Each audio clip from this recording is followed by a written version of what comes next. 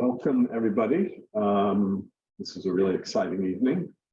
I have the honor of introducing Professor Michael Goodchild. And I'll read his bio, which he sent, and then I'll comment on it. Michael Goodchild is a professor emeritus of geography at the University of California, Santa Barbara. Until 2012, he held the Jack and Laura Dangerman Chair of Geography and was director of the UCSB Center for Spatial Studies. He received his BA degree from Cambridge University in physics and his PhD in geography from McMaster University in 1969.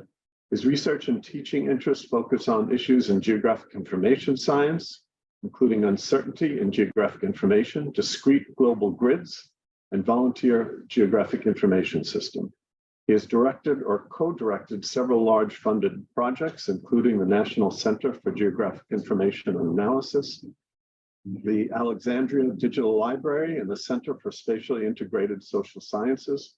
He was elected member of the U.S. National Academy of Science in 2002 and foreign member of the Royal Society and corresponding fellow of the British Academy in 2010. And in 2007, he received the Prix Vautrin-Lud Award.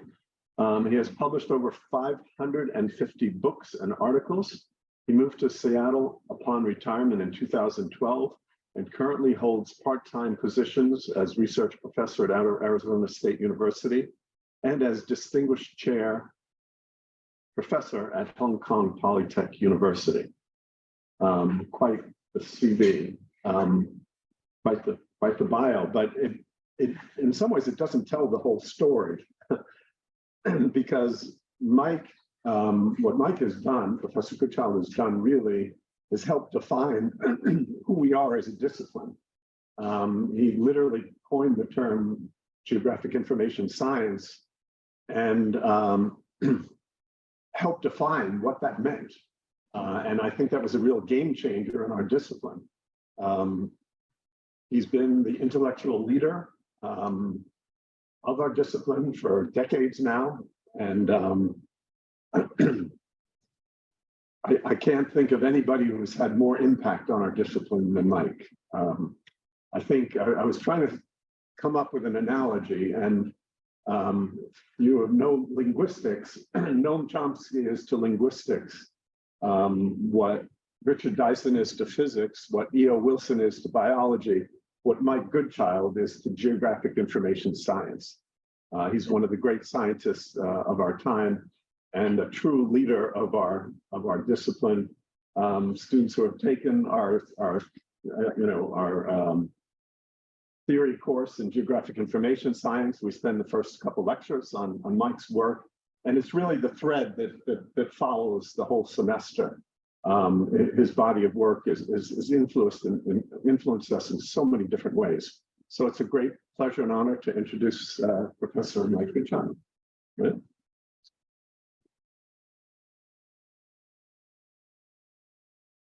Thank you very much, Sean. That was a little over the top. So I certainly appreciate it. Thank you for the invitation to do this. I can never resist an invitation to come to New York.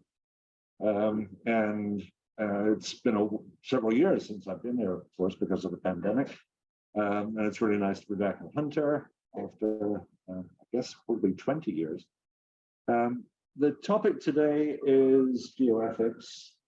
And this is a topic which has been very much on people's minds, I suggest. And I want to talk a little bit about why now, why the concern now, but also talk about some of the issues that arise. And this is going to be a very personal kind of talk because the issues that I'm going to be talking about are very much a personal selection. I'm not going to attempt to cover what is actually an enormous field, but simply to identify some highlights. So,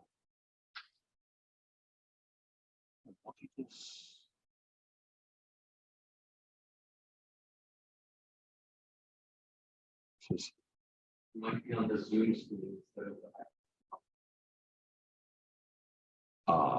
Here we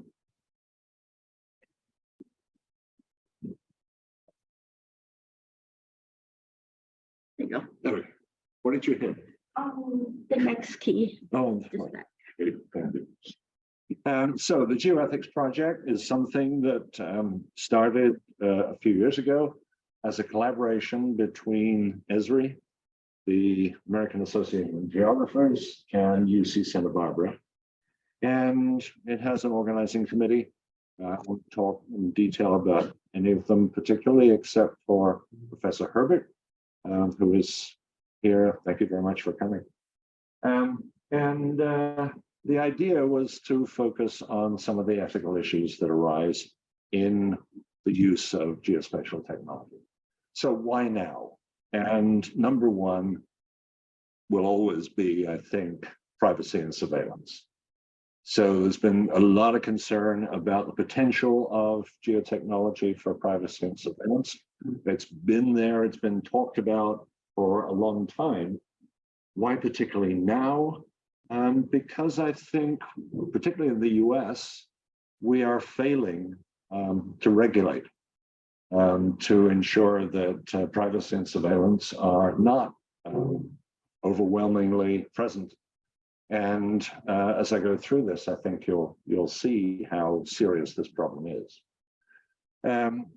Then the so-called replicability and reproducibility crisis in science. An ethical issue, I think, that in principle, science needs to be open. The science that's reported in journal articles needs to be replicable in the sense that people can repeat and get the same answers. And there's been this growing concern over the past 5 years that we do actually fall well short of those ideals. Exemplified by several papers that have appeared that have shown that previously published results are not in fact replicable. And this has cast some doubt on science generally, and this is perhaps a precarious period to be casting doubt on science. So for that reason, I think it's very current. And then I want to talk about some of the pitfalls in making inferences from GIS analysis and from geodata. And there are many of these, and it's easy to identify and talk about them. And then there's the general focus on diversity, equity, and inclusion, DEI, and the general concern that science in particular and other fields of human activity are not equitable, don't represent the full diversity of the human population, the full diversity of New York, if you like.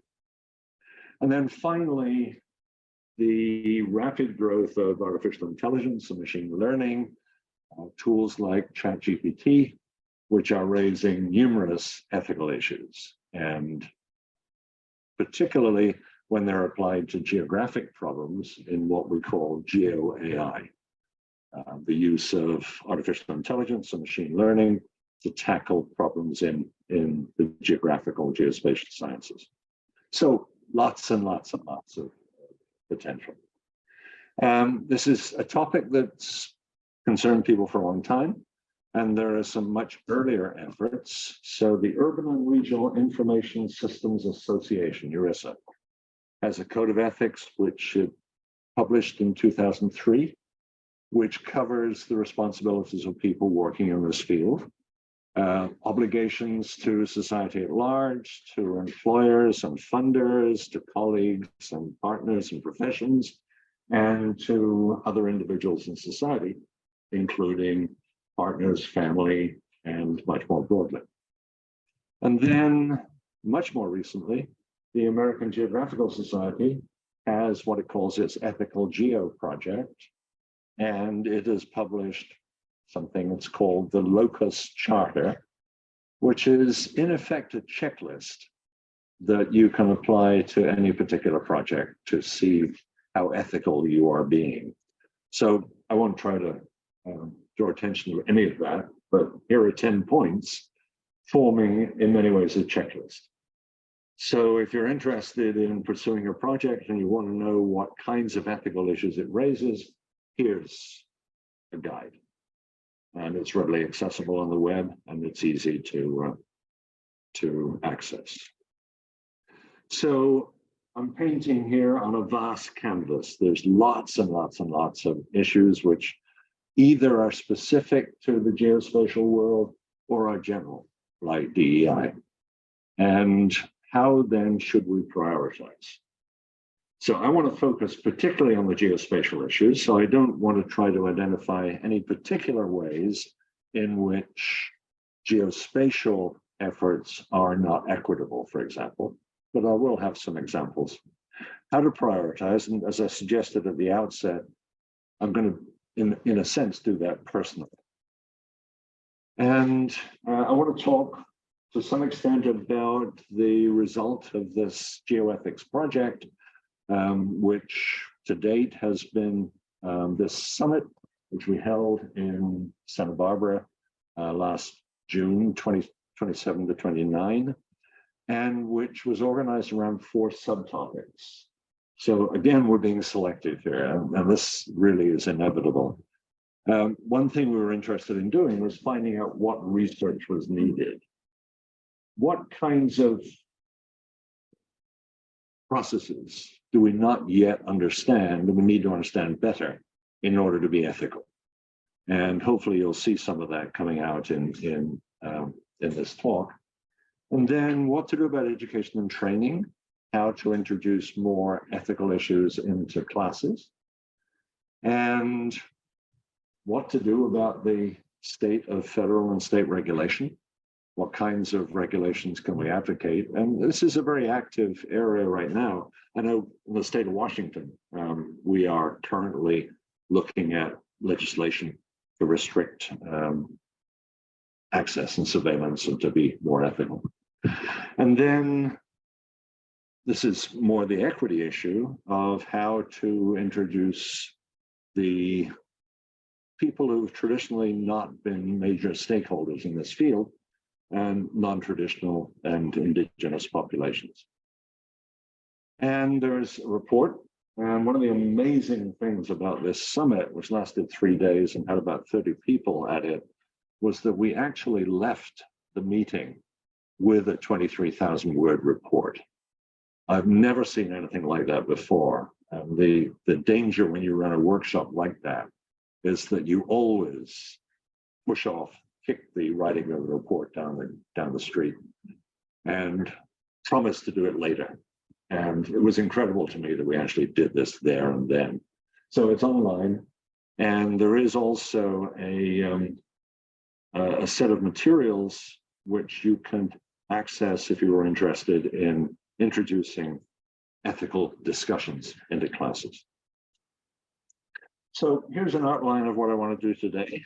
Number one, I want to talk about the geoprivacy issue. As I said at the beginning, this is always the number one issue in people's minds. And then I want to talk about inference from spatial analysis and spatial analytics and all the ethical traps that we can fall into in trying to make inferences from the results of GIS, if you like, any use of geospatial technology. And then I want to talk a little bit about, this is the replicability issue, about taking what you discover using GIS and trying to generalize it across space and time. So are there things we might discover about Manhattan, which question would be, to what extent would they apply to Seattle, Washington? Or we discover something about the Lower East Side, would that necessarily apply to the Upper West Side? The idea of generalizing results across space and time. Then I want to talk a little bit about the critiques that have been leveled at GIS technology, the social critique, critiques that are themselves ethical and which date back now 3 decades. And I want to talk about the perennial problem of uncertainty, which is always something that we often ignore, or we talk about but don't actually do anything about it. So there's always this gorilla lurking in the background. And then the last, and this is to me the most surprising thing that has come out of this work we've been doing, which is the unethical issue of repurposing. using a technology which was devised for one purpose, but applying it to a different purpose for which is not necessarily appropriate. And that, I think, is one of the lurking dangers of geospatial technology. So we'll come back to that. So there's the outline, and then there'll be just a few summary points at the end. So the geoprivacy issue, this dates back to 2003. This was a story from South Carolina that got quite a lot of publicity around the US. This woman was driving this SUV, parked it on the street, went into a store, came back out and noticed there was a wire dangling underneath the SUV, and thought, oh my God, maybe somebody's put a bomb on my car. She had suspicions about her husband at that point. And so she called 911. They sent a robot here to investigate. The robot discovered it was not a bomb, it was a GPS. And so someone had put this tracking device on this vehicle. And back in the day, this is 2003, a GPS tracking device would have been something quite substantial and quite likely dangling a wire. Today, of course, you could snap the tiny little Apple device on the thing and have the same result. So it would be much more difficult to observe, to detect these days than it was then. Here's a little bit more sophisticated. This is an illustration of the kind of inference that we can make that breaks privacy. It might seem that people are privacy protected, but in fact, with geospatial technology, it's amazing what can be done. So this is New Orleans. This is after Hurricane Katrina. This is a story that appeared in the Times-Picayune newspaper, in which they had taken the census tracts. These are shown, the different colors, the brown, shades of brown, the census tracts of New Orleans. And then on top of that were the locations of the deaths that occurred as a result of the hurricane. And their idea was that privacy was protected, that you couldn't determine exactly which house was identified by those red dots. But Andrew Curtis, who was at Louisiana State at the time, had a digitized boundary file of the census tracts, was able to use GIS to overlay that on the map from the newspaper, warp the map from the newspaper so that it fit.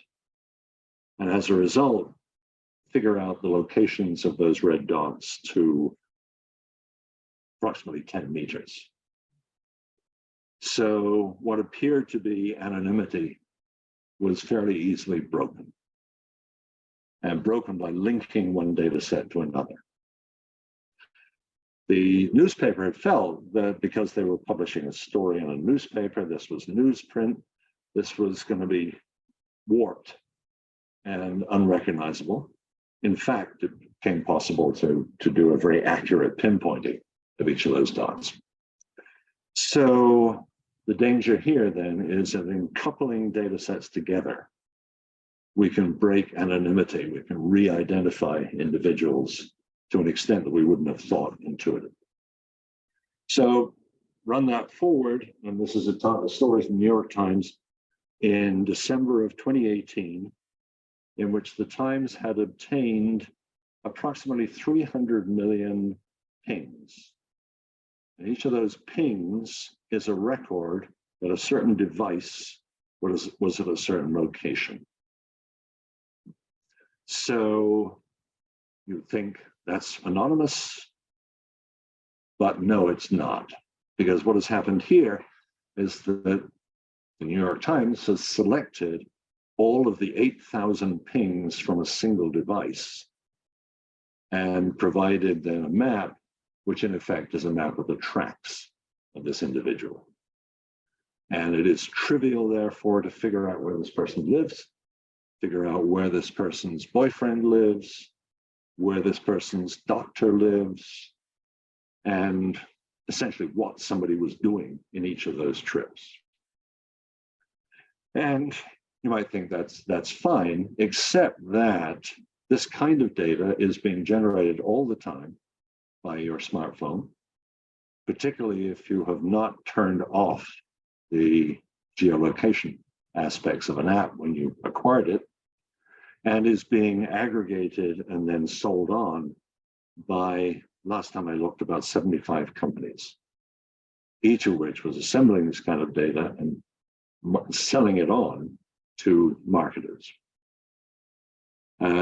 So, for example, the Weather Channel app, if you have not turned off the geolocation, will generate thousands of pings every day from your cell phone and pass them on to be resold. You can, in principle, turn that off, but only by, of course, by navigating through the terms and conditions when you download the app. Most people don't do that. It runs to tens of pages, usually, of fine print.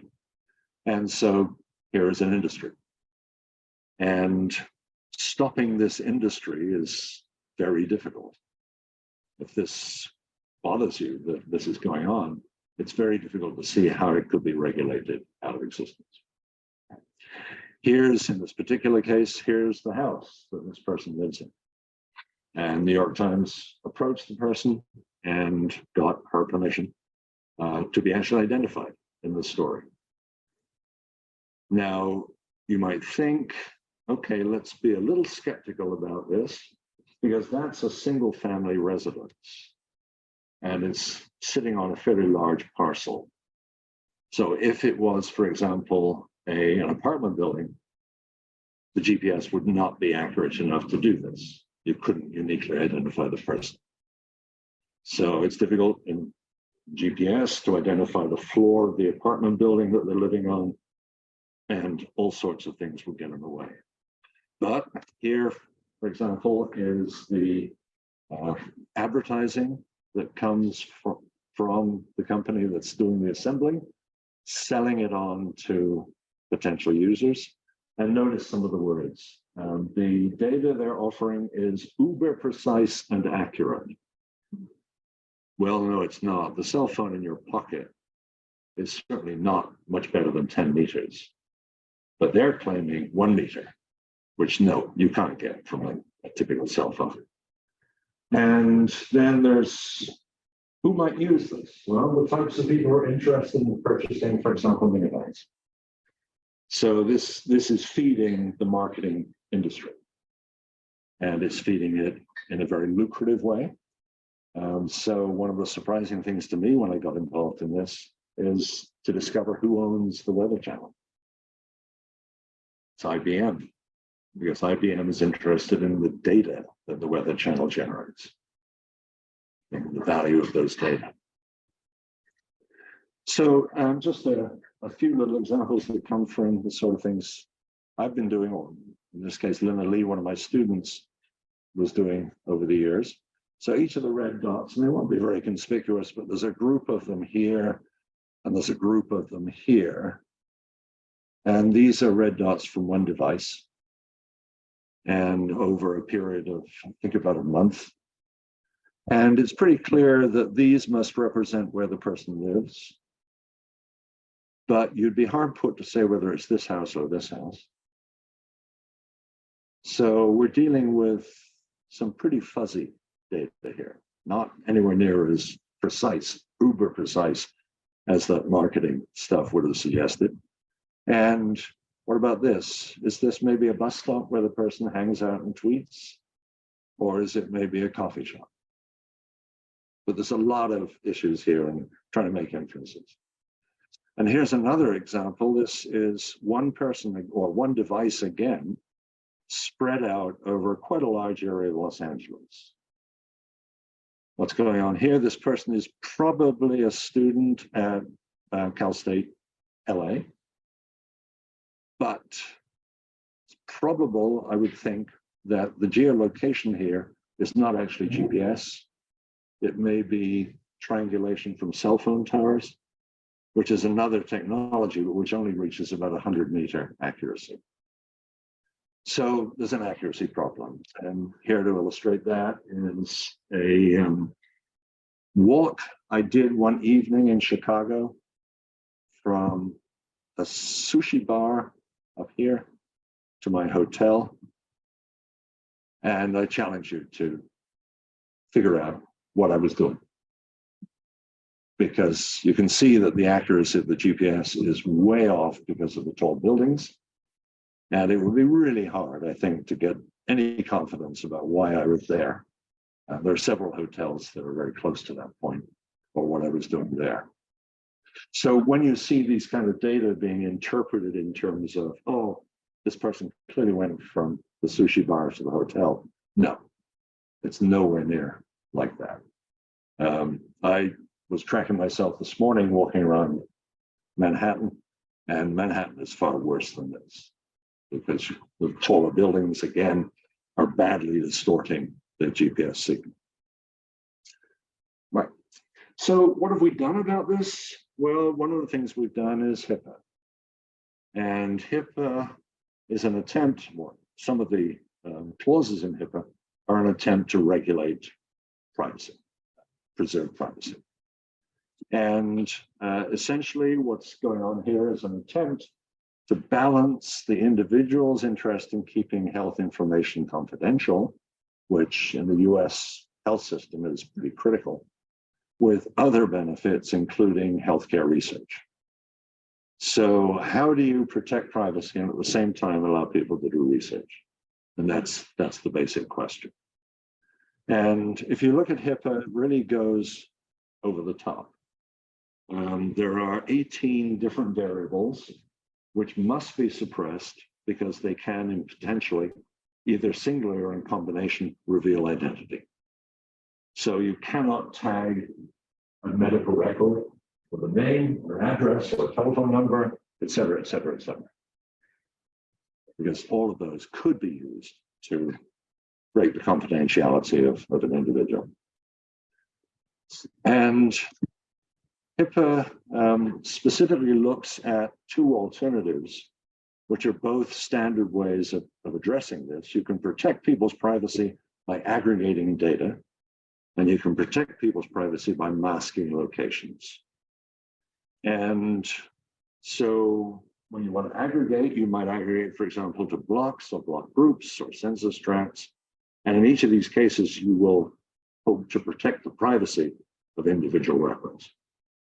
So if I know which block group you're in, there may be 200 other people in that block group. And so it's hard for me to figure out your identity on the record. But HIPAA goes even further. So in addition to banning all of those, it says only one aggregation is allowed, and that's to zip codes, and only the first 3 digits of the zip code. So I live in 98105, so I would have to be aggregated with everybody else in 981. 98105, 98106, 98107 would all have to be aggregated together. And there have to be at least 20,000 people in that aggregated zip code. So you're doing a lot to protect privacy, and you're making it, I'd suggest, very difficult to do much analysis of individual medical records of health data.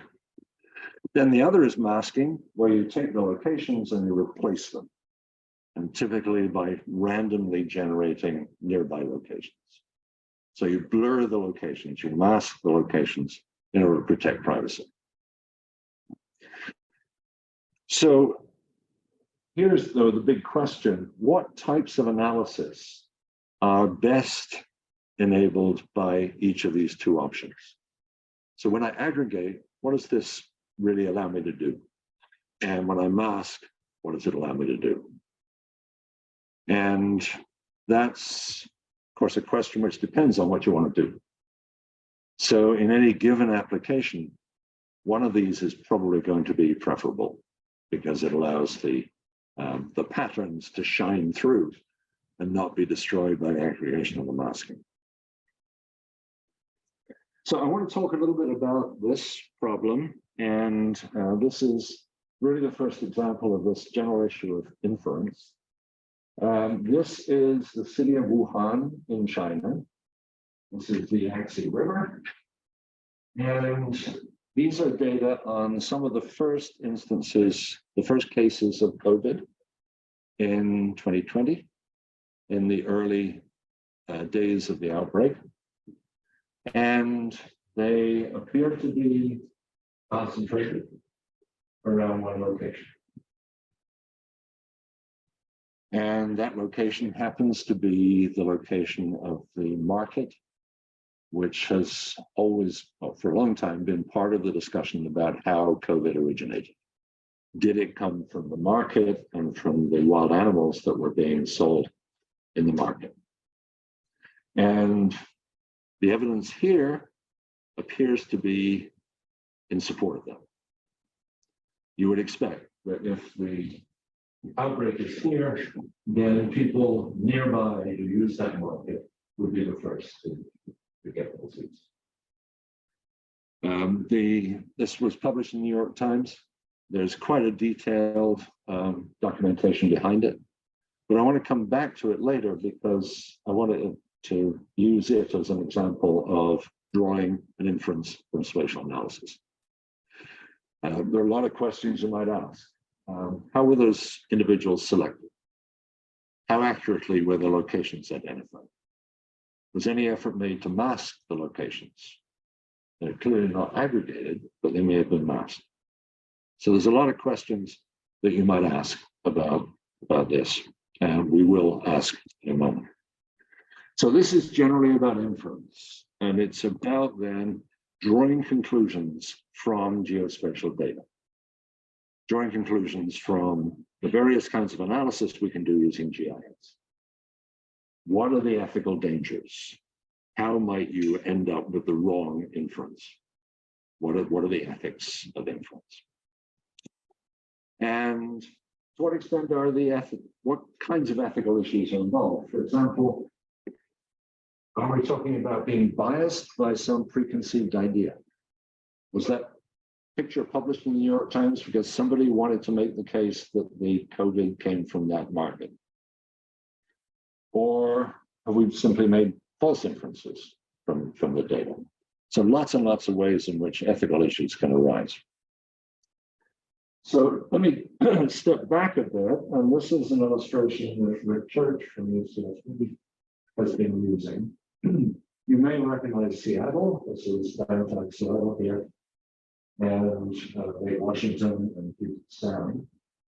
And this is a typical kind of map that might be made by somebody inviting spatial inference. What can we learn from this map? And the three locations here are labeled as store locations of this company. And this is labeled location of a competitor. So my question is, and this is not really a GIS question, it's just a question about a map. What inference can you draw from that map? And let's assume you don't know Seattle, you probably don't. What inference could you draw from it? And my suggestion is none. There's really nothing you can draw from that because you don't know what the distribution of population is. So it might be that there's a lot of customers here because that's downtown Seattle and a lot of people live there. But it might be something completely different, like they may all be attracted by the competitor. So that kind of direct inference from a map is typically not possible. But which is, of course, why we have GIS. We bring in GIS and its toolkit to try to say something useful. And so that's what we're going to do here. And along the way, we want to be ethical. So there's quite a lot of literature on the ethics of map making. And perhaps the best known is Mark Mominier's book, How to Lie with Maps, which is now in its third edition. If you've not seen it, it's a brilliant book. There's lots and lots of examples of how you can really tell lies with maps and how people have told lies with maps. And there's clearly a link there to GIS. But Esri also has been very active in this area, and here's a very nice document called the Mapmaker's Mantra, which tries to introduce some ethics into the making of maps. How can you be ethical in making maps? And one of the key issues there is class interval selection. This is something that we spend a lot of time on, typically in cartography, and making maps of, let's say, population density or income, and deciding how to group the data into, let's say, 5 different ranges so that we can use 5 different colors on the map, or 5 different kinds of shading. And a long time ago, one of my colleagues at Waldo Tobler published a paper in which he said, you know, the whole business of class intervals in making maps is kind of redundant now because we have computers. It was fine when we had to make maps by hand, and we had only a set of colors, a limited finite set of colors, or we had only 5 different ways of shading each polygon. But now with computers, we can have a continuous range of colors and a continuous range of shading. So he said, why do we still bother about class intervals? That was 1973, 50 years ago. And I was very struck by it because with a background in physics, I was very concerned that when you lump measurements into ranges, you're distorting the data. So when you make a map based on only 5 colors, you're giving possibly a mistaken impression. Manipulating the class intervals is a way of, in fact, being unethical in the way you're making maps. And the response came very quickly, very heavily from the cartographic community. No, this is one of the ways in which cartographers ensure that the message gets across correctly. We use class intervals so that we can create maps which are readily understood as giving a certain message. So it's always been there. It's one of those issues on the edge of cartography. Is cartography an art or is it a science? Waldo is clearly in the science category. So it's only recently, in fact, it's only in the last couple of years that Esri has actually had a form of mapping which does what Waldo recommended 50 years ago. So let's come back to this, and this is the classic of spatial incomes. So I'm sure you've seen this map before. This is Dr. John Snow, and this is the map that he made in 1854. It's a redrafting of it, of course. It's a map of the deaths due to cholera in an area of London. This is the Soho area of London. Piccadilly Circus is here, Oxford Circus, this is Regent Street. And he was very concerned about the cholera outbreak, which killed 700 odd people, and had a theory that it was being transmitted by drinking water. And so he made a map of where the deaths had occurred and marked on it the drinking water sources. And I'll change to a mashup I did some years ago because it's a bit clearer. So here the red are the drinking water sources and the greens are the deaths. And this is the water source that we focused on. It was a pump. And he argued that the concentration of cases around that pump suggested that it was the water from the pump that was causing the outbreak. And he was very careful. He lived, in fact, in Golden Square. And he was very careful to interview people like this person here. What was this person doing dying if they lived right next door? This was nobody else. And they were interviewed, and discovered that that person had in fact got their report from that. Very often it's because they preferred the taste of the water. And so this became a sort of milestone in epidemiology. John Snow is referred to these days as the father of epidemiology. It led to massive changes in how London is supplied with water and how sewage is removed. All of that was very much influenced by this. There's a wonderful book called The Ghost Map, which talks about this and its impact on urbanism. But let's look at it from the perspective of inference. So the question then is did Snow come to the right conclusion? And there are, unfortunately, at least 4 possible processes which could transmit cholera, all of them relevant in this area. Right? So number 1 is what people believed at the time. This was the popular belief that cholera was caused by bad air. And there was a lot of concern for the health impacts of bad air at that time. Population densities were way higher than they are today. There were narrow, badly ventilated streets. People were very poor.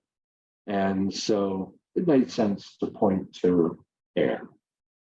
And in fact, in this area, Regent Street is blasted through, but for the rest of Soho, there's a very tangled background population. A lot of people don't even live on the streets, they live in back through alleyways.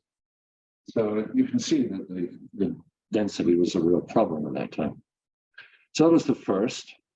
Second was contagion, passed by physical contact or proximity. So comparable then to COVID. So there would have been an initial carrier located probably in the middle of the outbreak, and then it would have spread outwards.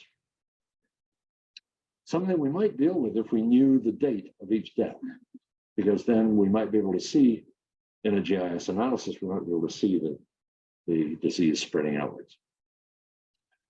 And then it might simply reflect a predisposed population.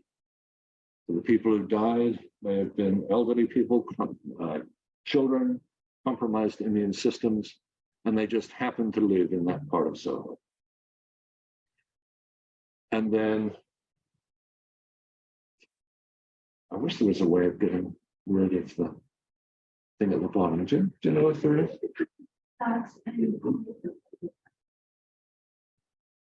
Sometimes blocks. Oh, there we go. Okay.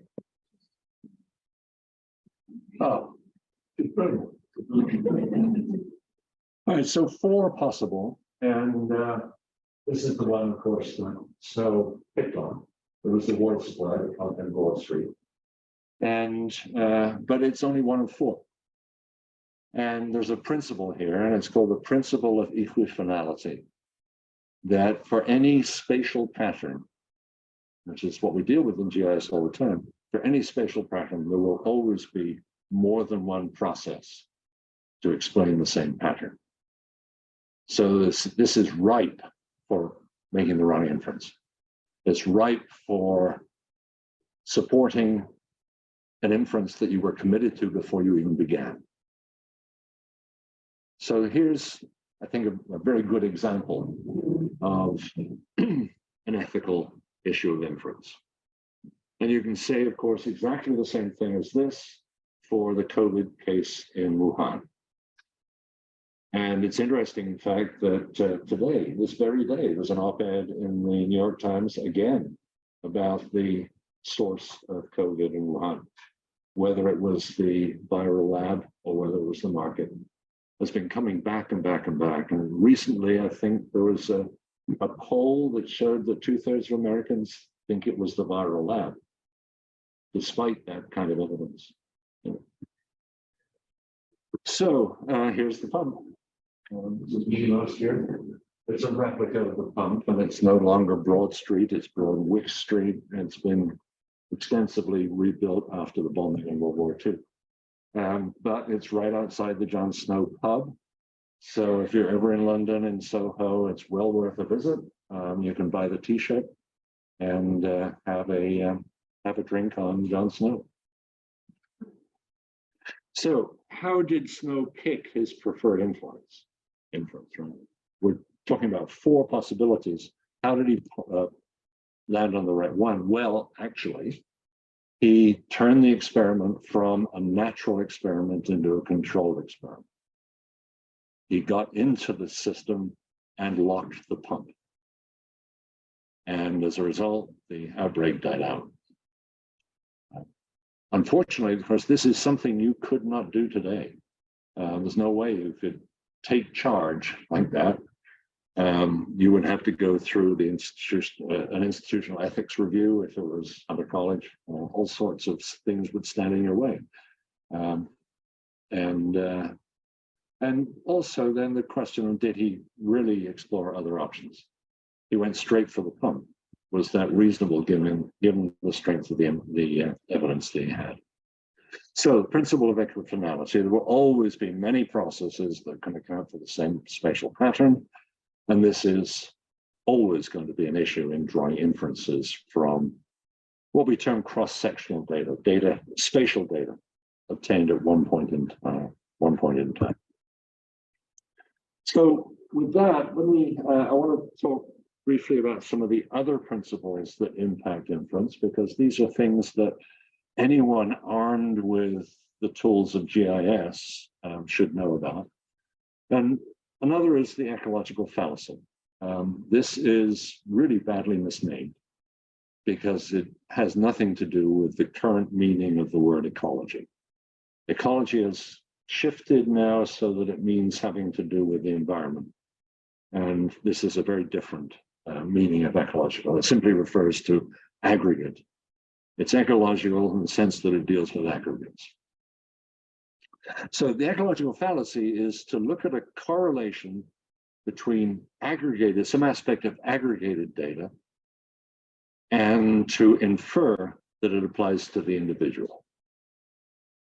So let's see, here's an example I came across from New York City. Suppose you were to look at the incidence of COVID and the percent Asian in, let's say, census tracts. And you were to find a correlation. The higher the percent Asian in the census tract, the higher the rate of COVID infection. That would be fairly easy to do. It's something you could easily do with a GIS. However, the wrong inference is that it works at the individual level. You cannot then assume that what you observe at the aggregate level applies at the individual level. You can't assume that Asians are more likely to be infected by COVID. What you have is the aggregate correlation. And you can see the difficulty here, because if you use aggregation to get around the privacy problem, there's all sorts of ways in which you can make false inferences about individuals.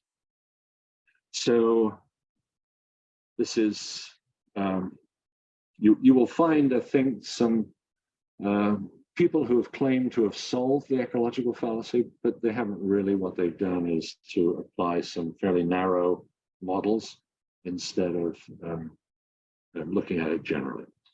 So the ecological fallacy, discover something at the aggregate level and assume that it applies to individuals, because it doesn't. Then the causal fallacy. We often work with correlations. We say that COVID infection is correlated with percent Asian or some other correlation. And unfortunately, it's all too tempting to make inferences, therefore, about cause. You might say that, for example, it turns out that average income is inversely related to COVID infection. The higher the average income, the lower the rate of COVID infection. It would be false, therefore, to infer that income protects you from COVID. Doesn't. So unfortunately, it's all too easy to use causal language.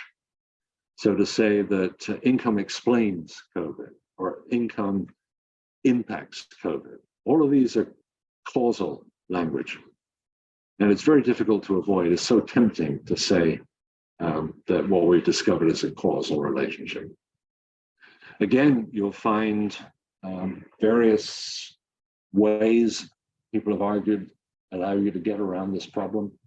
But the bottom line is that discovering a correlation does not necessarily imply cause. And then generalizing about across space and time, and I talked about this at the beginning. And our problem here is that what we find to apply in one area at one time does not necessarily apply to other areas at other times. We can't necessarily generalize. And this is a great problem for us working with spatial data because there are many, many areas where it will be very tempting to do so. So you might, for example, take a remote sensing image of part of Manhattan, analyze it, discover something about it, and then claim that it should apply elsewhere, perhaps to other parts of Manhattan, perhaps to other parts of other cities in the US. And unfortunately, working against you is a principle in GI science that the world is fundamentally heterogeneous. That geography is a study of differences. It's a study of the differences between different places at different times.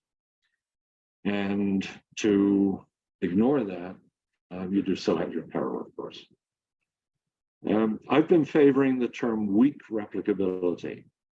And it implies that parts of what I discovered might apply elsewhere, but other parts might not. So the interesting question is, what aspects of my analysis apply elsewhere? So I analyze a lot of data about Manhattan. What aspects of what I've done might apply elsewhere?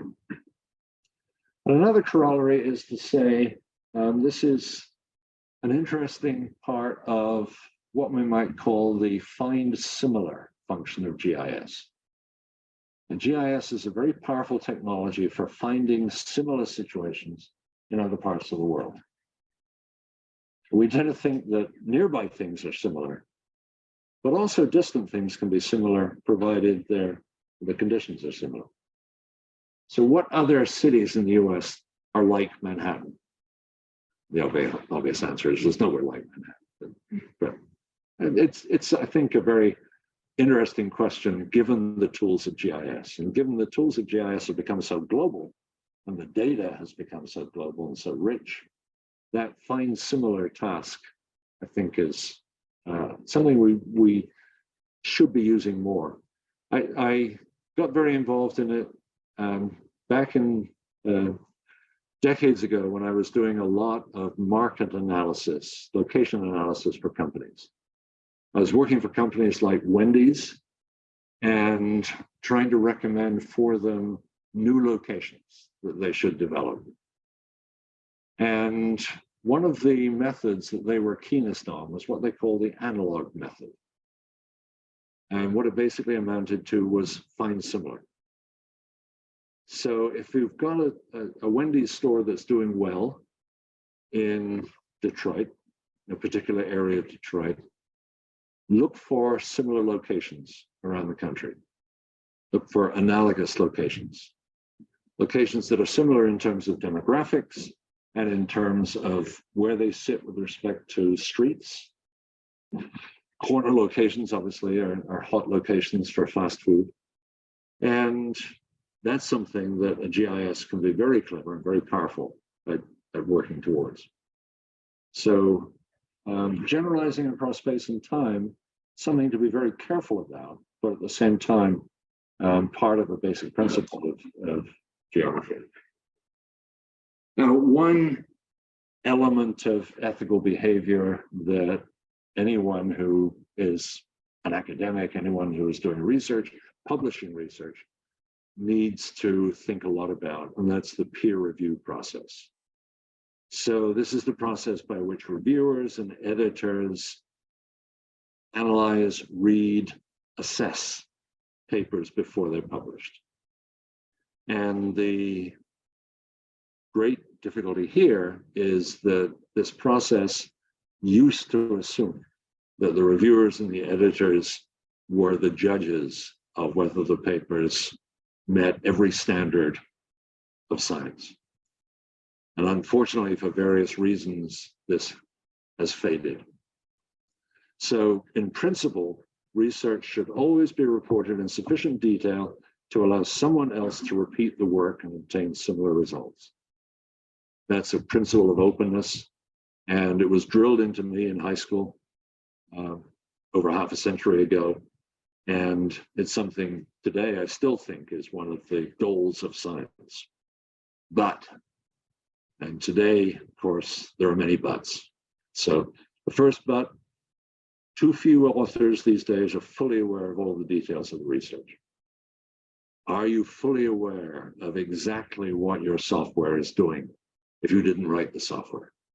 If it was commercial software and the writers of the software don't want you to know exactly what they have, because for proprietary reasons, this runs right up against openness in science. And increasingly, this is true of data. So are you aware of everything that affected the data on its way from observation to you? This is the provenance of the data. And these days, a lot can have happened to the data before you get it. This is particularly true, for example, in remote sensing. Are you aware of exactly what happened to the remote sensing data before you got it? And then I mentioned proprietary software and artificial intelligence and machine learning. It's fundamentally a black box. It's very difficult to expose everything that goes on when artificial intelligence and machine learning is being used. If you're using ChatGPT for some reason, try to find out exactly what went on in the development of ChatGPT and where the data came from or what it means. All of these things are very difficult. So the bottom line, how can we ensure that research today still adheres to the principles of science? Because these are well-stated and very clear principles, and yet they're becoming less and less attainable as science develops. So a great opportunity for ethics. And then the social critique of GIS, and this goes back to early 1990s, when GIS was becoming very popular. A lot of departments, this one included, were starting teaching GIS. And so a groundswell developed of critique. And it's very interesting to go back now 30 years to see what people were bothered about. And here are some of those arguments. GIS oversimplifies the world. It puts things into classes and maps boundaries. So, for example, a map of soils will have boundaries. And yet those boundaries don't exist in reality. And moreover, two of the best experts in the world asked to map the soils in the same area would not produce the same map. So a lot of the data we work with isn't actually replicable. It doesn't actually fulfill the goals of science. So oversimplifying the world is one of the issues. And there are some very specific ways of addressing that. GIS offers only a God's eye perspective. And people like to refer to the panopticon, which was a vision from the 19th century of how to build a prison, in which every prisoner could be constantly observed. In GIS, we tend to look only from above. And there's a lot of interest now, I think, in changing that and going more to a human-oriented perspective where you can see what individuals can actually see from the ground. GIS fails to acknowledge its roots in military and intelligence sectors. One of the biggest proponents of that notion is now on the faculty at NYU. So of all of these, the one that has bothered me most, and the one I really want to finish on, is uncertainty.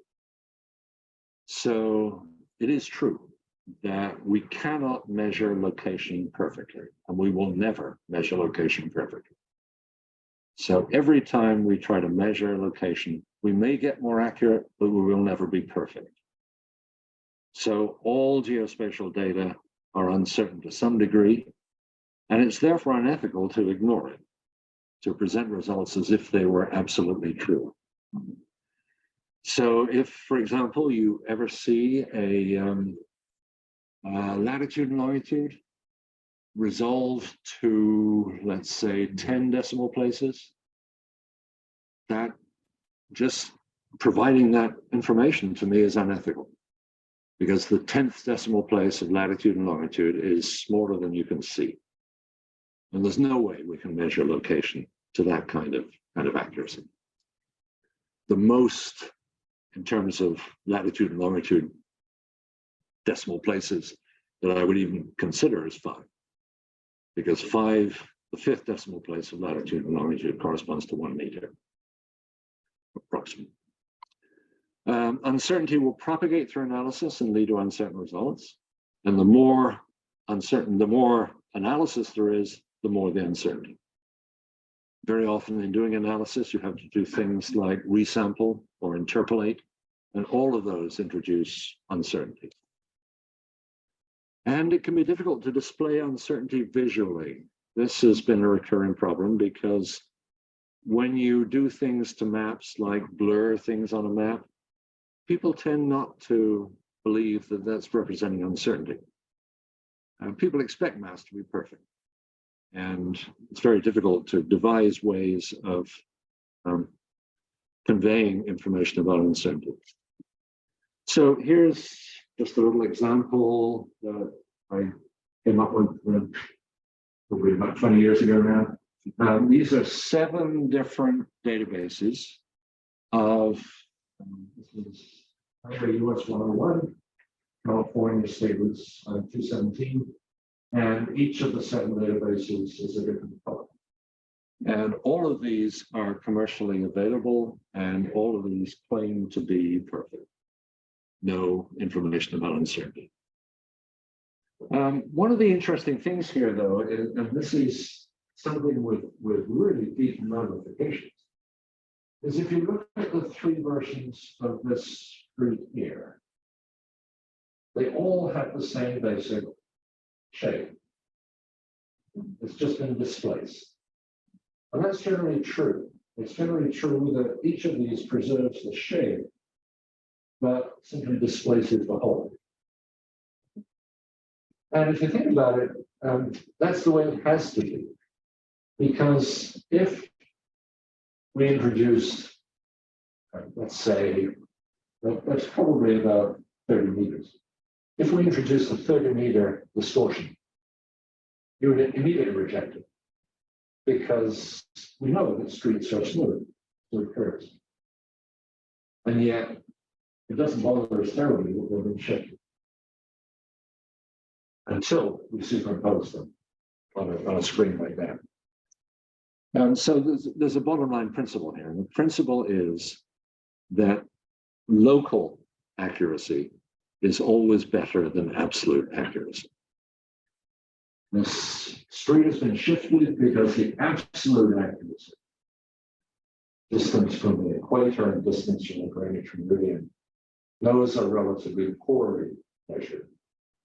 But the relative accuracy along the line is preserved. And that saves us. So we're able to work with GPS data, which is 10 meters, 20 meters off. And yet it doesn't bother us as long as the shapes are preserved. And you'll notice if you watch your GPS, trying, for example, try and deal with the fact that you turned off Highway 101 onto 217. If you watch your GPS, it'll probably keep you on 101 until you're at least 20 meters off. And then it'll say, ah, this person must have turned out to do something. So it's the same basic principle. It's willing to tolerate a 20-meter error, but it knows that locally things are much more unclear. So there's the uncertainty problem. And now let's bring this into the context of digital twins. So digital twins are one of the current hot topics in the geospatial sciences. And you'll see the term cropping up. A lot of city governments are now claiming that they have a digital twin of the city. And so there are certain key concepts which are involved. So number one, there's a system, it's a city. Originally, 20 years ago, 25 years ago, we were talking about probably an airplane being manufactured. But now we've shifted to a digital twin of the earth, or a digital twin of a city, a digital twin of a human being. And so we create a digital replica of the system, data representing the form, how the system looks. And then also we create digital models of the system process, how it works. So we get a very accurate, in the case of an airplane, a very accurate representation of the airplane, because we built it, so we can measure it very accurately. And we have models of how air flows over the wings, for example. So these work very well in the case of an airplane, but things are much more problematic when it comes to a city or a human being. And then ideally this works in real time. So it's constantly being updated with, let's say, real-time traffic information from Manhattan. And it provides a platform for experimentation. And I've always found this particular example very compelling. What if in 1820 we had had a digital twin of the Earth, and as the Industrial Revolution started, we had, instead of pumping CO2 into the atmosphere, we'd pumped it into our digital twin. We modeled what would have happened, and it would have been immediately clear to us that the result would be disaster. In 200 years, we would be facing enormous difficulties with global climate change. We could have done all of that on a digital twin in 1820 if we had had digital technology at that time. So it's that kind of experimentation. And you can imagine how much airplane manufacturers save by building digital twins and experimenting with the digital twin before the thing actually ever flies. So underlying this is a notion of perfection. And this is one of the definitions that you'll find on the web of a digital twin, but it's clearly coming from the airplane itself. It says, digital twin is a set of virtual information contracts that fully describe from the microatomic level. Think of doing that with NumPy. Microatomic level to the macro-gene level. At optimum, any information that could be obtained from a physical object or system can be obtained from its digital twin. That I can almost believe to be true for airplane manufacturing, but I cannot believe we will ever get that for a system like Manhattan or a system like Illinois.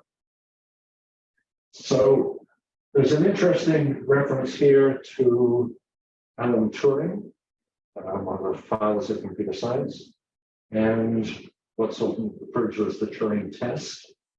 And a Turing test occurs when you ask a question, and this is often done, let's say, behind a wall. And you ask a question, and you cannot tell whether the response came from the real thing or from the digital system. So this is talking about passing the Turing test. But for any system, whether it's environmental or social, we will never pass the Turing test. We will never get to the point where we literally can't tell whether the result came from. So the issue here then is uncertainty. The digital twin is never the real thing.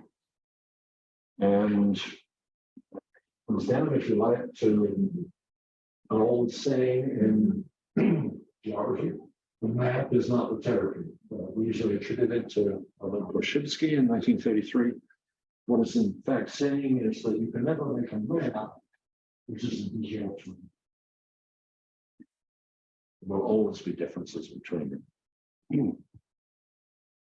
And if I could just indulge here, this is a painting by Johannes Vermeer from the late 1600s. It hangs in Frankfurt, if you're ever in Frankfurt and have 6 hours between flights.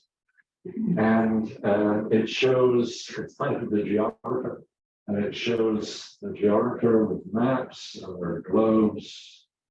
And that's a real globe that still exists. And there's a lot of speculation about who the model was for the geographer. But the key point here is that the geographer has the maps in front of him, but he doesn't consider the maps sufficient. He's looking out the window. Because it's only by going to the real world that he can really make useful decisions. So digital twins will never, can never replace the real world. So here's my last point then. The last point is about repurposing GIS. And this has to do a lot with the way that GIS developed, starting in the 1960s, because it was built as a set of tools. And when it was first built, it was a very limited set of tools. There were perhaps 10 tools in the original GIS of the 1970s. And it was left up to the user to ensure that the uses were ethical. So everything was in the mind of the user. And we went on to develop GIS for all sorts of other purposes, but a problem that we're now facing, now that GIS has, the last count is on the order of 10,000 tools in the software. Those tools are still up to the user to use. And there's very little guidance to the user as to what uses will be ethical. So there's a issue here of whether a GIS developer in planning can be repurposed for surveillance. So developed for an ethical purpose, but now repurposed for less ethical purpose. And there are parallels here, of course, to nuclear technology following World War II. So a very simple question, but I think a very challenging question. Can the user interface of GIS be redesigned to address ethical issues? Are there ways in which the user interface could warn the user? So for a very crude example, suppose you were using GIS, you were analyzing the correlation between two variables at an aggregate level, and the software pops up a little message that says, be careful here, don't make an ecological fallacy. Don't make a false inference about individuals from your aggregate data. And of course, the little box allowing you to turn that thing off, because when you read it twice, you'd be annoyed.